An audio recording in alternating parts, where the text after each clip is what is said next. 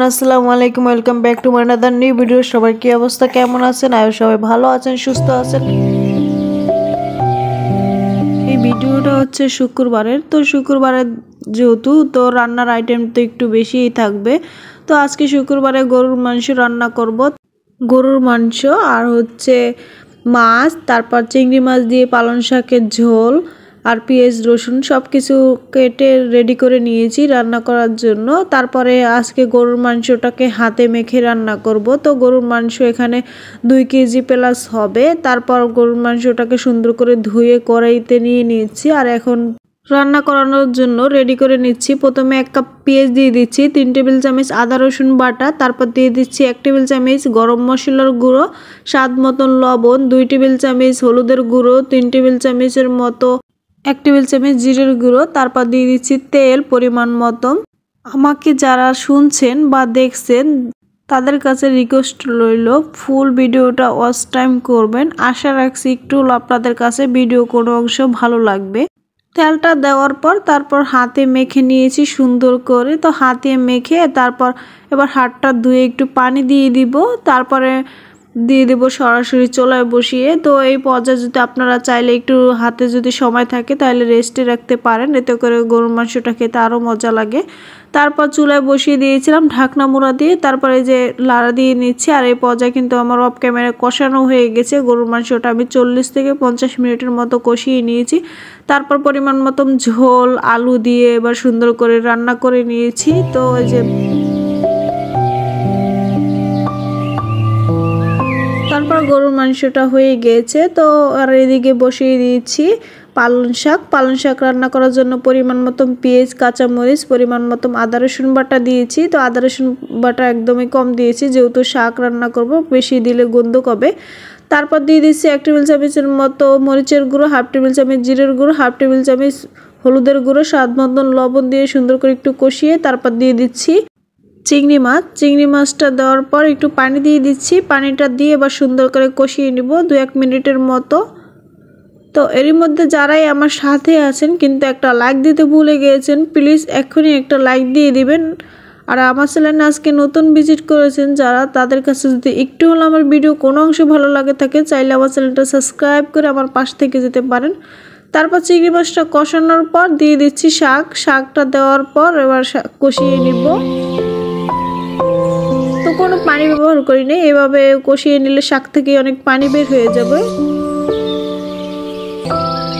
সুন্দর করে লাড়া দেওয়ার পর তারপর ঢাকনা মুড়ো দিয়ে রান্না করে নিব। তো এই রান্নাটা যারা খান নেই তারা চাইলে আমার রেসিপিটা ফলো করে রান্না করে দেখতে পারেন, ইনশাআল্লাহ আপনাদের কাছে অনেক বেশি ভালো লাগবে এই খাবারটা। তো পার্সোনালি আমাদের কাছে কিন্তু এটা অনেক বেশি মজা লাগে।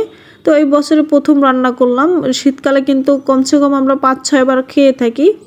তারপরে যে ঢাকনা মুড়া দিয়ে আমি কষিয়ে নিয়েছি আর দেখুন অনেকটাই পানি বের হয়ে গিয়েছে। তারপরে শাকটা সিদ্ধ হয়ে জন্য একটু পানি দিয়েছি, যেহেতু একটু ঝোল রান্না করব। তো অফ ক্যামেরায় পালং শাকটা রান্না করে নিয়েছি, একটু ঝোল করে রান্না করেছি। তারপর এখানে কালকা মাছ আর হচ্ছে বাইং মাছ রান্না করে নিব, একটু ফ্রাই করে নিয়েছি হালকা করে, বেশি ফ্রাই করে নিই, কড়া করে। মাছটা ভুনা করে রান্না করব। আর মাছ রান্না করতে যা যা মশলা লাগে সব রকমের মশলা দিয়ে সুন্দর করে কষানোর পর পরিমাণ মতো একটু পানি দিয়ে মাছটা দিয়ে দিচ্ছি। এবার রান্না করে নিব। ঢাকনা মুড়া দিয়ে দিচ্ছি, ঢাকনা মুড়া দিলে খুব তাড়াতাড়ি এই তরকারিটা হয়ে যায়, পলক চলে আসবে পানির মধ্যে।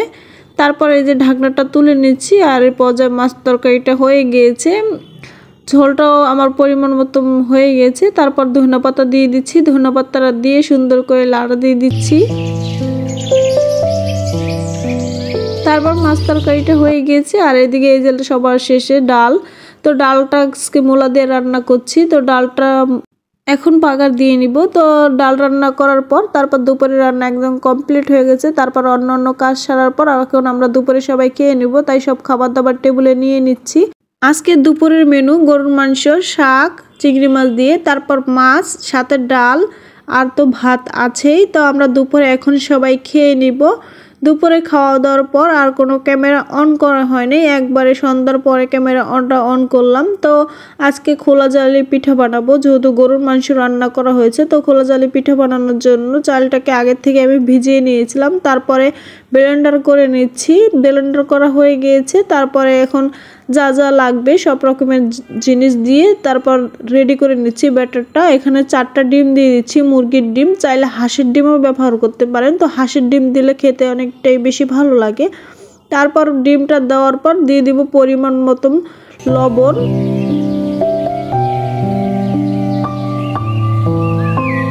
লবণটা দেওয়ার পর আর কোনো কিছুরই দেওয়ার দরকার নাই। তারপরে যে সুন্দর করে মিশিয়ে নিচ্ছি একটা হ্যান্ড উইচ দিয়ে।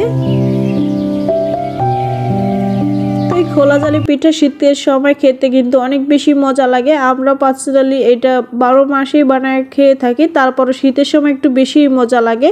তারপর ব্যাটারটা রেডি। আর এদিকে যে খোলা চুলায় বসিয়ে দিয়েছি, তো খোলাটা গরম করে খোলাটা গরম হওয়ার পর এই যে পিঠাগুলি বানিয়ে নিচ্ছি। তো অফ ক্যামেরায় পিঠা বানায় নিচ্ছি। তো পিঠাগুলি কিন্তু অনেক সুন্দর হয়েছে মাশাআল্লাহ। দেখতে পাচ্ছেন কত যে ফুটাফুটি একদম মশারির মতো হয়েছে। তো আজকের পিঠা অনেকগুলি বানাইছি। তো প্রথমে যা বানাইছি এগুলি এখন যা খাওয়ার খেয়ে নিয়েছি, আর এইগুলি হটপটে রেখে দিয়েছি। তারপরে আর যা বানাবো তা খাবো। আর এটা যেহেতু ঠান্ডা হয়ে যাবে তাই হটপটে রেখে দিয়েছি। তারপরে আবারও বাকি যা ছিল তা বানিয়ে নিয়েছি। আর এদিকে এখন খাবো, তাই গরুর মাংসটাকে গরম করে নিচ্ছি। মাংস যেহেতু জমাট হয়ে গেছে, তারপরে আমরা খাওয়ার জন্য টেবিলে নিয়ে নিচ্ছি। তো এই যে এখন খেয়ে নিব গরম গরম পিঠা, গরম গরম। তো খেতে অনেক বেশি মজা লাগছে। আজকের ভিডিওটা আপনাদের কাছে কেমন লাগছে অবশ্যই কমেন্ট করে জানিয়ে দিবেন। আজকের মতো ভিডিওটা এই পর্যন্তই। সবাই ভালো থাকবেন। আল্লাহ হাফেজ।